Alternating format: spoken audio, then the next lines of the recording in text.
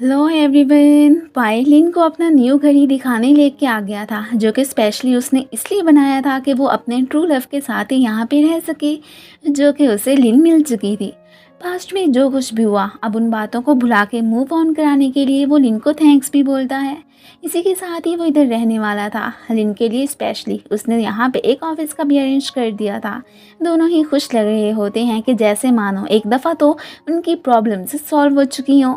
इन्हें क्या पता कि नेक्स्ट क्या होने वाला है। जॉम को की मिल चुकी थी, जिसे वो लिन को ही दिखाने लेके जाने वाला था।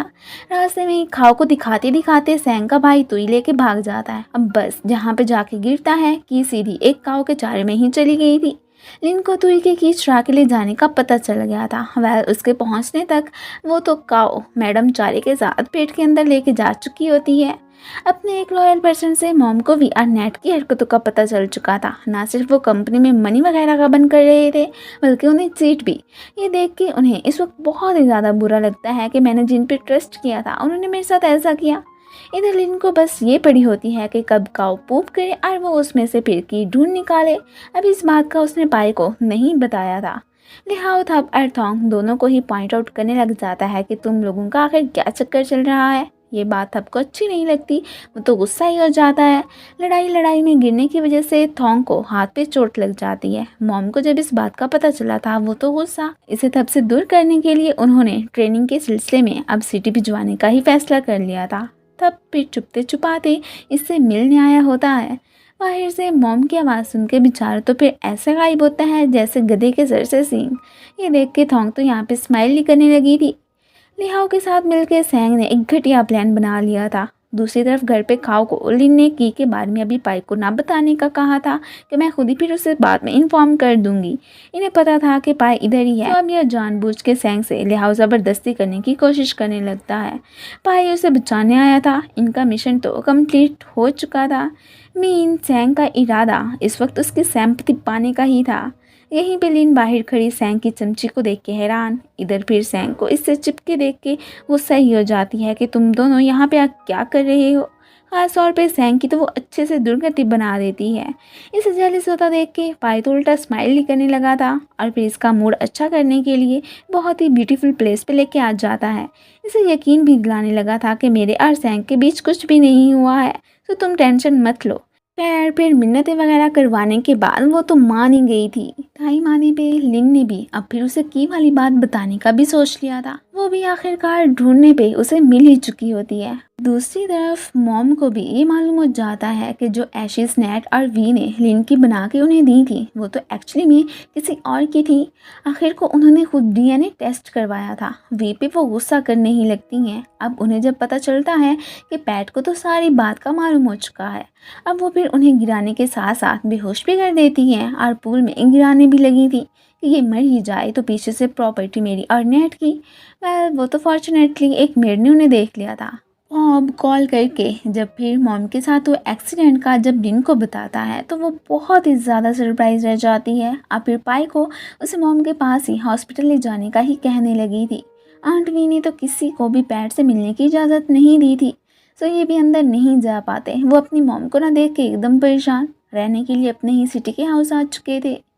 अब फिर पाई को बिना बताए पॉप से मिलने उसकी कंपनी गई होती है और ये इधर परेशान कि वो लड़की आखिर मुझे बिना बताए कहाँ चली गई। ट्रेनिंग के सिलसिले में थोंग पॉप की ही कंपनी आई थी। अब फिर लिन को उसके साथ देख के वो तो फिर भाई को फ़ोन करके बता देती है। वो भागा भागा इसे देखने यहीं पे ही आ चुका था। थप ने भी कंपनी थोंग के पीछे पीछे ही ज्वाइन कर ली हुई थी। उसे देख के अब ये खुश हो जाती है। पाए हैरान के मुझे बिना बताए तुम इधर आखिर क्यों आई हो, और उसे लेता फिर घर ही जाने लगा था। वो फिर उसे सॉरी बोलने लगती है कि मॉम के हवाले से ही मैं बात करने उसके पास गई थी। जब से उनके एक्सीडेंट का मुझे पता चला है, मुझे बहुत ही ज़्यादा उनकी फ़िक्र होने लगी है। अब फिर पाए उसे रोता देख के तसल्ली देने लगता है कि डोंट वरी, सब कुछ ठीक हो जाएगा। आंटी वी तो फिर हॉस्पिटल में पाए और लिन को देख के शॉक ही रह जाती हैं। अब उन्हें ये भी पता चल चुका होता है कि जिसे वो सोई समझ रही थी वो तो लिन ही है। इसलिए एक प्लान बना लेती हैं लिन से ख़ास तौर पे की लेने का। एक दफ़ा उनके इरादे तो बस लिन को मारने के ही होते हैं। जब उन्हें अभी पता होता है कि लिन और पाई कहाँ पे हैं, सो उसे मारने के लिए अपने आदमी को वहाँ पे भेजती हैं। पाई घर पे ही था और वो उनसे फाइट करके लिन की जान बचा लेता है। ये तो इधर बहुत ही ज़्यादा डर गई थी। इनको खैर कोई खबर ही नहीं होती कि हमला किया तो किया किसने था। अब नकली का अपने फेस पे बाउंड बना के आंटी मैडम इनके पास ही आ चुकी थी कि पैट के हॉस्पिटल जाने के बाद नेट ने मुझे बहुत मारा है। उसकी इवल साइड का मुझे पता चल चुका है कि वो बहुत ही घटिया इंसान है। काश लिन जिंदा होती, मैं उसे अपनी दुख भरी कहानी सुना पाती। अब ये देख के लिन को भी बताना पड़ गया था कि मैं सोई नहीं, लिन ही हूँ। ये तो फिर अच्छी बनते हुए उसे हक कर लेती हैं कि जैसे उसे देख के ये बहुत ही ज़्यादा खुश हो गई हूँ। नेट के हाथों इन्हें बचाने के लिए वो फिर विलेज लेके आ चुके थे। यहाँ पे सभी को बस इतना ही पता होता है कि ये सोई की बॉस हैं, बिजनेस के सिलसिले में ही यहाँ पे रहने के लिए आई हैं। सो उन्हें इनके यहाँ रहने से कोई भी एतराज़ नहीं था। की तलाश में तो वो फिर खुद इनके घर को ही छानने लग जाती हैं। जैसे उन्हें पता चलता है कि सैंग की तो लिन से दुश्मनी है, वो उसे अपनी दोस्ती का हाथ आगे बढ़ाती हैं। गाँव वाले लिन को आज रात पार्टी देना चाहते थे कि तुम्हारी वजह से हमें काम में बहुत ही हेल्प मिली है। सभी खुश। पायलिन को सेल्फ डिफेंस के लिए गन चलाना भी सिखाता है कि कभी ये तुम्हारे काम आ सकता है। रात के वक्त सैंग को एक पार्सल मिलता है जिसमें पिन ड्राइव ही थी।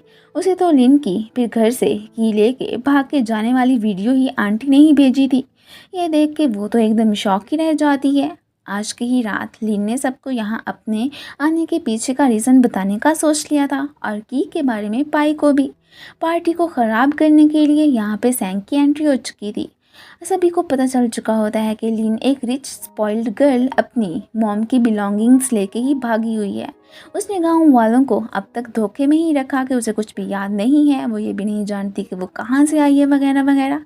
जैसे ही लीन ऊपर से आती है सभी उसे बहुत बुरा बुरा बोलने लगते हैं कि तुमने हमारे साथ ऐसा क्यों किया, हम तुम्हें इतने बेवकूफ़ नज़र आए थे। वे भी फिर सबको बता देती हैं कि एक्चुअली मैं लीन की बॉस नहीं बल्कि आंटी हूँ। उनका काम तो बस वैसे ही जल्दी पे तेल डालने का था। ये सुन के सभी सरप्राइज। भाई खुद हैरान था कि की का लिन ने आखिर मुझे क्यों नहीं बताया कि वो ये लेके घर से भागी हुई थी। वो सबको कहती तो है कि मैं माना मैं पहले ही की वजह से यहाँ पे आई, लेकिन आप लोगों को लेके मेरी फीलिंग्स बिल्कुल ट्रू हैं। मैंने किसी के बारे में बुरा नहीं चाहा, कोई भी उसकी बात मानने को तैयार नहीं होता। ग्रैंडमा तो यहाँ पे बेहोश ही होने लगी थी। अब फिर उसे वो तो ग्रैंडमा को देखने भी नहीं देते। ये अभी इमोशनल हो जाती है। आंटी अभी के अभी इसे अपने साथ ही सिटी लेके जाने वाली थी कि तुम बाद में आके फिर सबसे अपोलोजाइज़ कर लेना। ये फिर पाई के लिए लेटर और ग्रैंडमा की दी रिंग ही पीछे छोड़ के गई थी, जिसमें उसने यही लिखा था कि तुम मेरा यहाँ पे वेट करना, मैं फिर सबसे माफ़ी मांगने आऊँगी। मुझे उम्मीद है कि सभी मेरी सिचुएशन को समझते हुए माफ़ कर देंगे।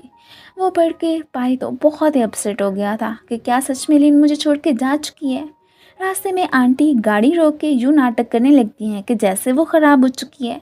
तभी इनका हायर किया आदमी लिन को मारने आने ही लगता है कि वो भाग जाती है। अब यहाँ पे उसे तो कोई समझ ही नहीं आ रही थी कि आखिर चल क्या रहा है। आंटी पीछे ही रुक गई थी। उनके फेस पे आई ईविल स्माइल से साफ ही लग रहा था कि इन्होंने पक्का लिन का आज ही खात्मा करवाने का डिसाइड कर लिया हुआ है। और फिर इसी के साथ ही ये एपिसोड तो ख़त्म हो जाती है। Thanks for watching.